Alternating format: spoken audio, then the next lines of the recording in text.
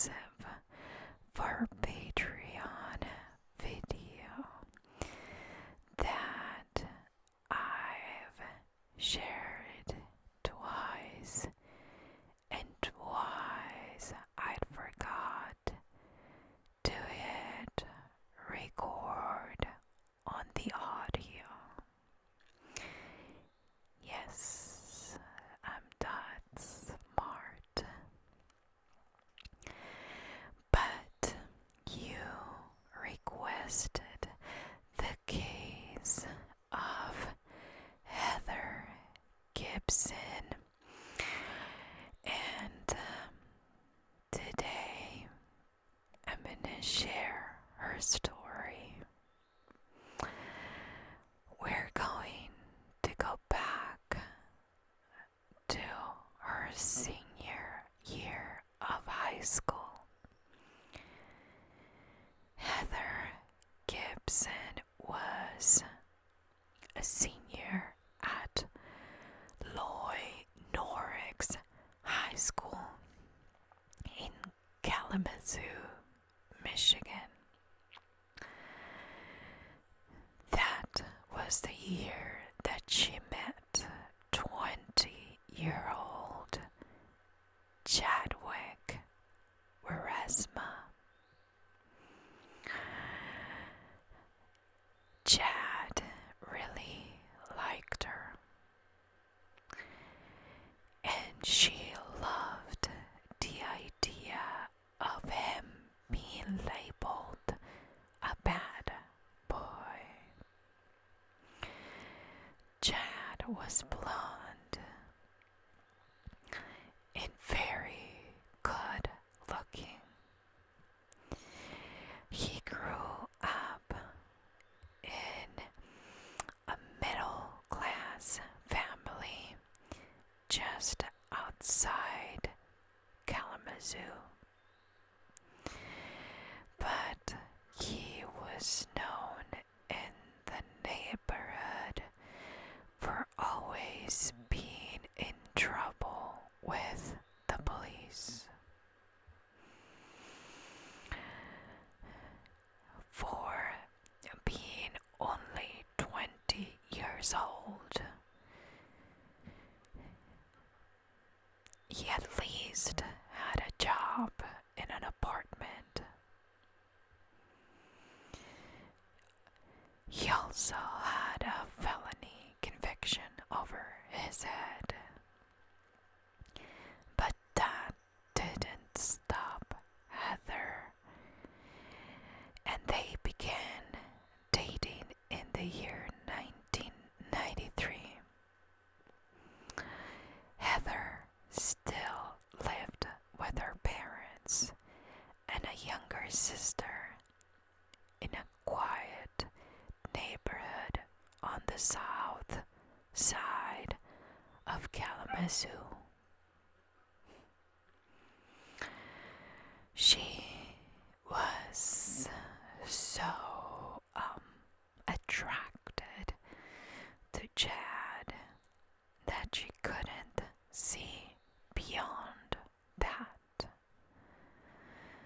Heather's dad, Robert Gibson, knew that Chad wasn't a good guy, so he tried to convince his daughter that she should avoid him and focus on school. But she was deep into her school girl crush. However, a few months later, Heather realized that the relationship with Chad wasn't going to work. So she told Chad about separating and seeing other people. At that point, Chad pushed her into the driver's seat of her car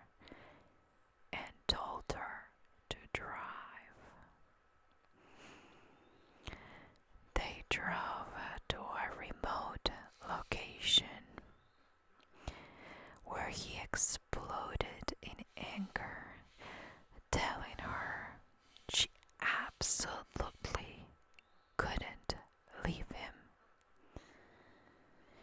He threatened her and her family,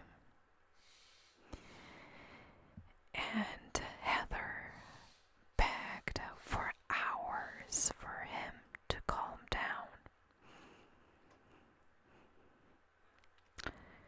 She reluctantly agreed to continue dating him, but now he was obsessed with her and extremely jealous.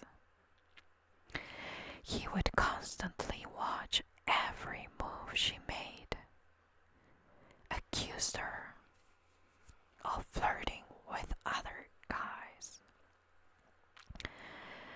Well, Chad, my man, she wanted to break up with you, so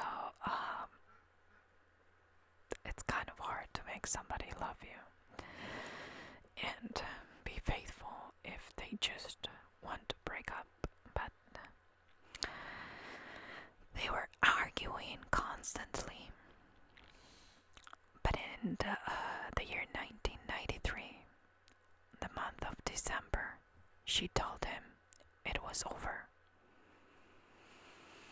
She turned around and got into her car to leave. But Chad, who couldn't take no for an answer, pulled his own car and parked behind her so she couldn't drive away. Got out of the car and screamed at her through the glass. Then this genius smashed her driver's side window and dragged her out of the car. After a crowd of witnesses gathered around, he calmed down. She still continued to say that this was the end. He moved his car and Heather drove away. For the next 4 months, she managed to stay away from him. But he was persistent and persuasive. So by the spring of 1994, they were not only back together, but she moved in with him. She was convinced that he really had changed this time. But her father warned her that he would never change and that he would never be welcome to their home. So they managed to stay in a relationship for 2 years, but they were always breaking up and getting back together. Finally, in February of 1996, Heather broke it off one last time and moved out of his apartment back home with her parents. And this time it was for good. Now Chad would not accept this, so he had some friends following her to spy and see if she was dating somebody. He would call her home and hang up if Heather didn't pick up the phone.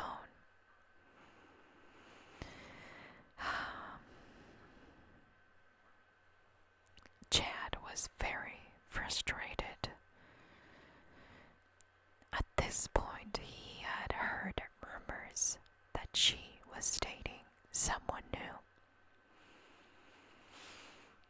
And now, addicted to drugs and alcohol, he decided to try a couple more things. First, he asked his co-worker, Robert Burr, to call her house, ask for Heather, and then hand the phone to him. When that stopped working, Chad asked his buddy to get him a gun.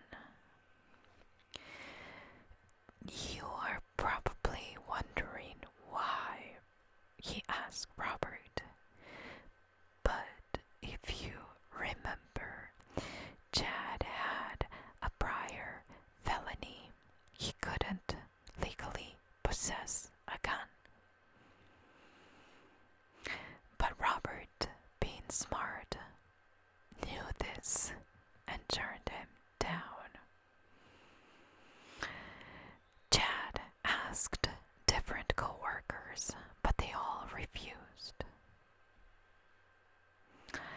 On April 1st, Chad visited a friend, Eric Edgerson, and Eric was cleaning a 9mm pistol.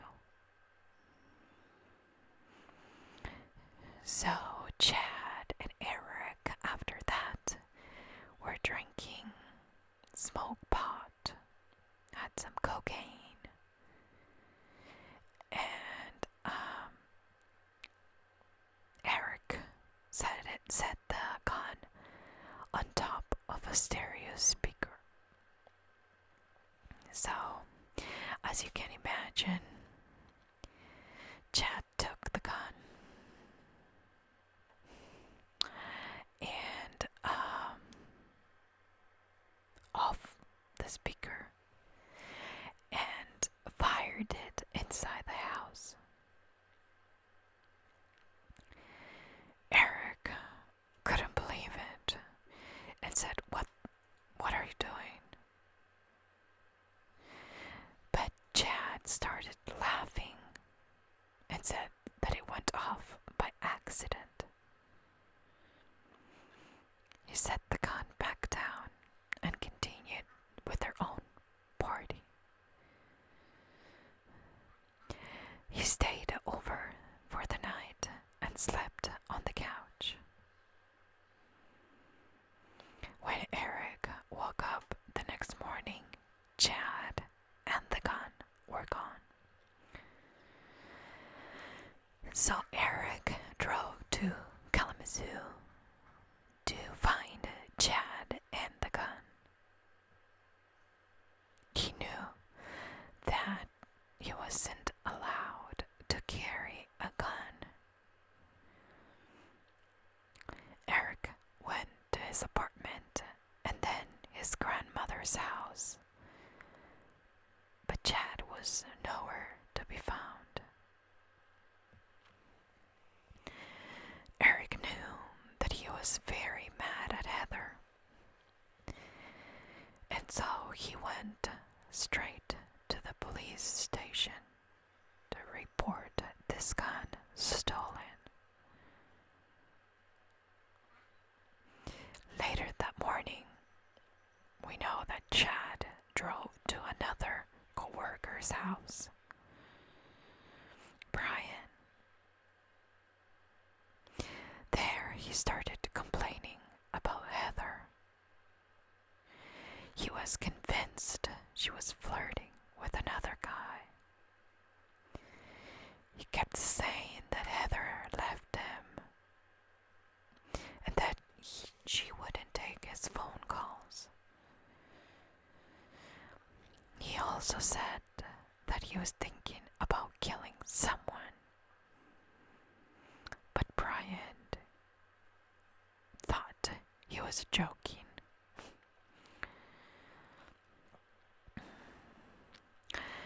In the early afternoon, Chad left Brian's home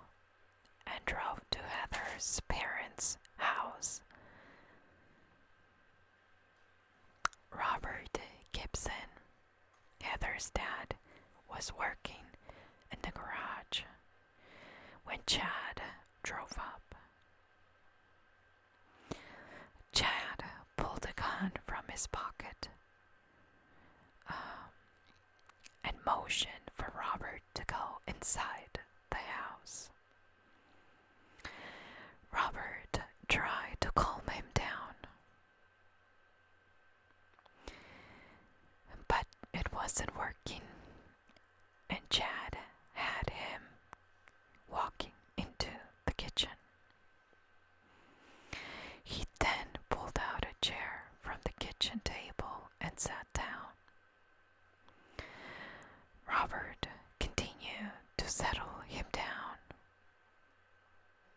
but Chad was out of control. He walked behind Robert, put the gun up to the back of his head and fired. Robert fell to the floor.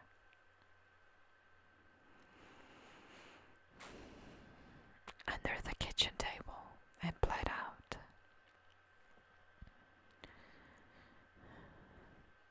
Chad ransacked the rest of the house, starting, of course, with Heather's room. He was looking for evidence that she had been, quote-unquote, cheating on him despite being separated.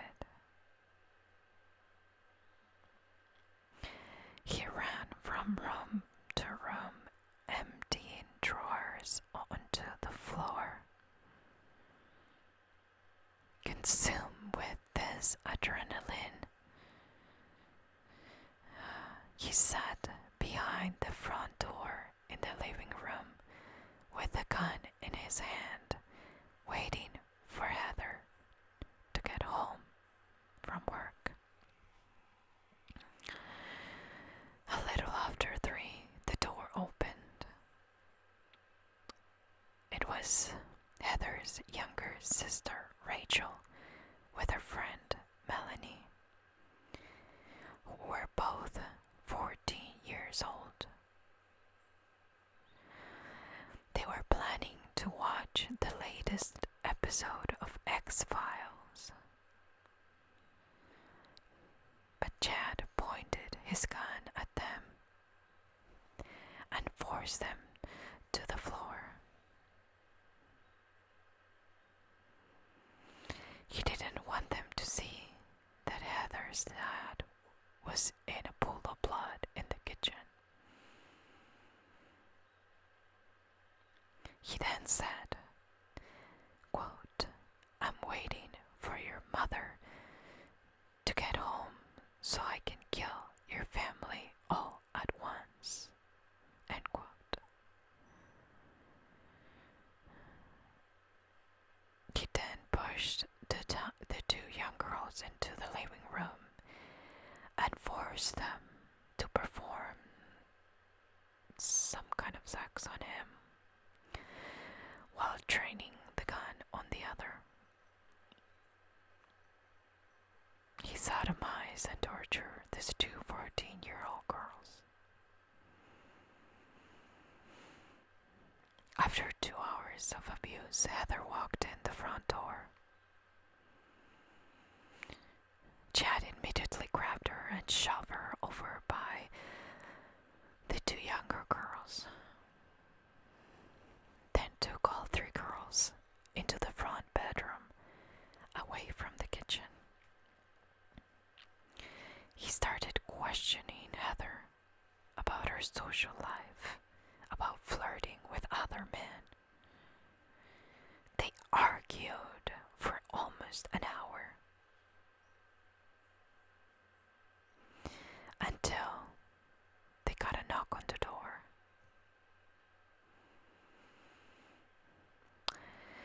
Chad pointed the gun at the girls and told them to keep quiet.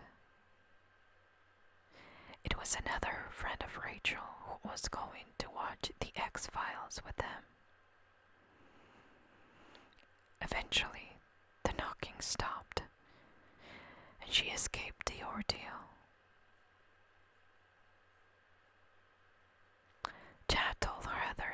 if she didn't go back with him, he would kill her entire family. Of course, Heather didn't know her father was already dead.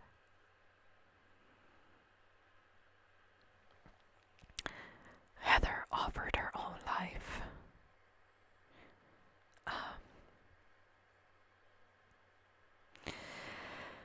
in exchange for her family.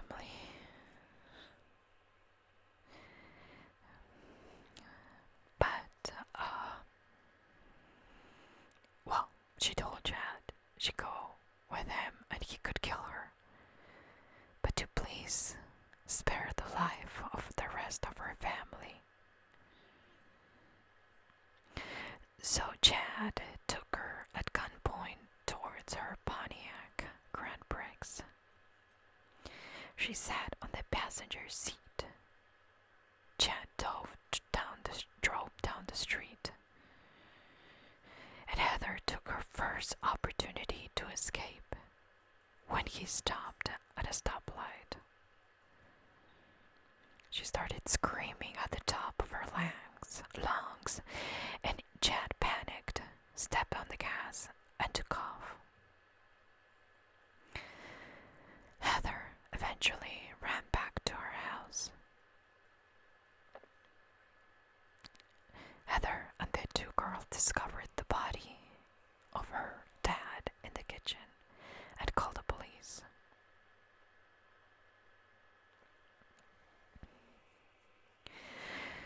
Only 90 minutes after Heather escaped, police received a call from Chad saying that he shot somebody and that he didn't know what to do. He also told the police that he was at a convenience store and ready to give himself up.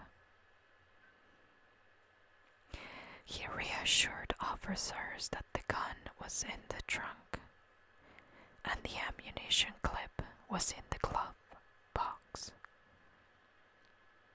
He was arrested and put in the back of the squad car, where he immediately confessed that he had stolen the gun from a friend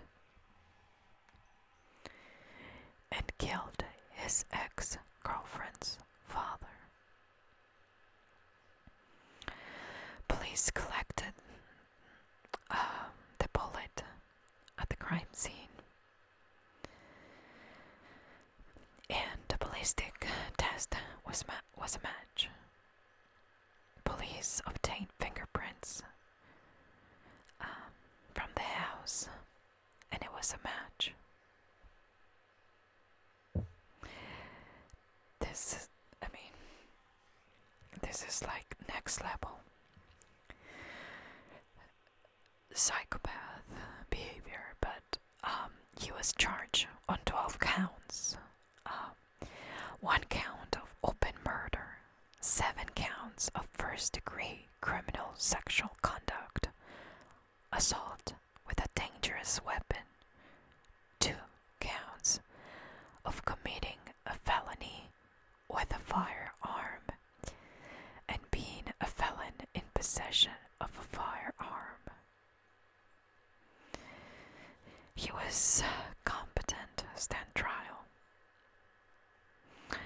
However, despite giving a full account of what happened during the questioning, he later claimed that he had no recollection of the events or anything that happened over the days prior to the murder.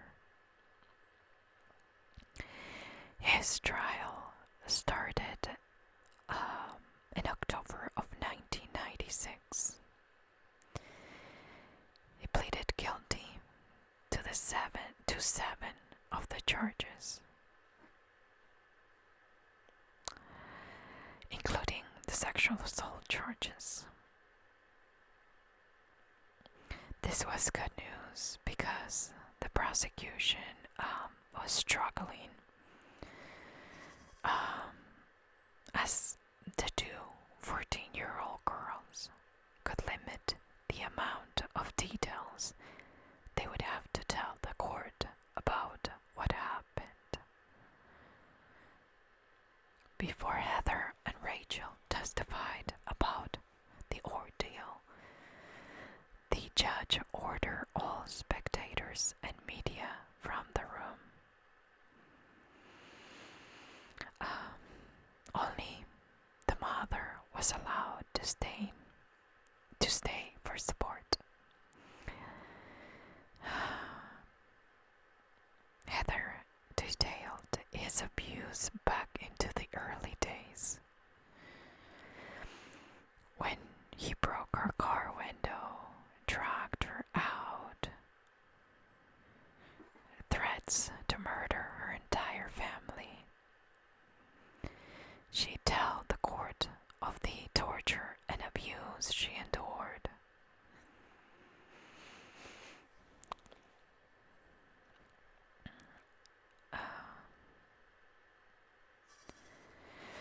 Her entire family was affected by his behavior. His defense attorney asked to have his confession removed from the record, claiming that he hadn't been read his Miranda rights at the time.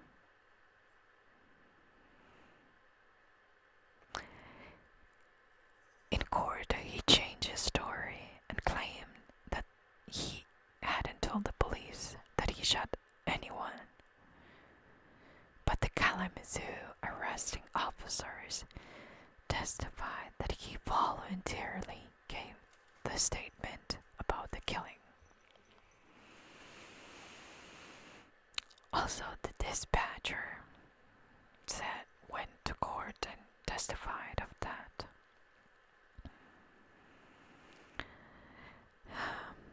Chad's friends also testified against him.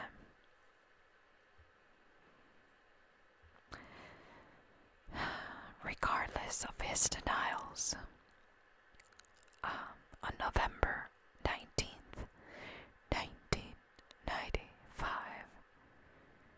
he was found guilty of the remaining 2 charges. So he was found guilty on all 12 charges. Only on the rape charges he received a sentence of 60 to 90 years and a life sentence for each for the remaining 4 charges. The murder charge carried yet another life sentence. And he was a habitual offender, so it wasn't a hard job to convince anybody that he was able to do this.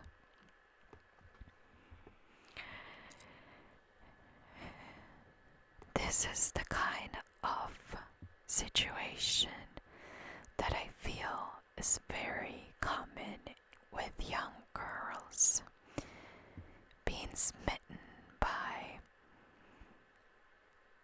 this guy, this wonderful guy that they just met and has that different lifestyle, different attitude, and maybe you can blame it on the movies or even teenage shows where the girl changes the bad guy into a good guy. But it's also true that this is not the case for every relationship like this.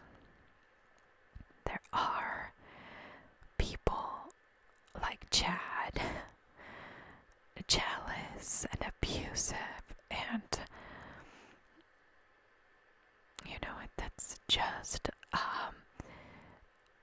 toxic relationship. But Chad took this to the next level by committing this horrible crime. I don't know where he got. I mean, I don't understand, but okay, he was threatening about killing the family, but sodomizing two 14-year-old girls while waiting for who he thought it was the love of his life and couldn't let go. That screams psychopath and next level evil to me, because the killing of the dad was another level of crazy.